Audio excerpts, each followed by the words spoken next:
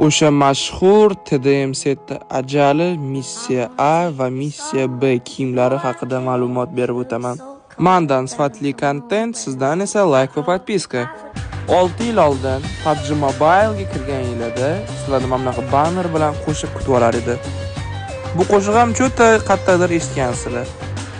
Sabitiga kirganimizda missiya B kiyimlarini 70 ta kuponga almashtirib olsa bo'lardi.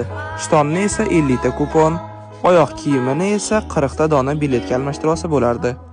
Bu kuponlarni olish juda ham osondir. Misol 700 ta BP, 5 ta odam o'ldirish kerak va 20 minut o'yinda onlayn bo'lish kerak.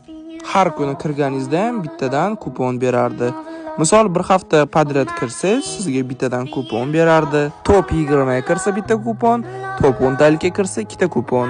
Bitta match tugab chiqsa bitta kupon, 3 ta match tugab chiqsa 2 ta kupon berardi. Yana bitta eslatmam, bu missiyalar har kuni almashardi, to есть yana yangilanib kelardi va bu kuponlarni to'plash juda ham oson edi.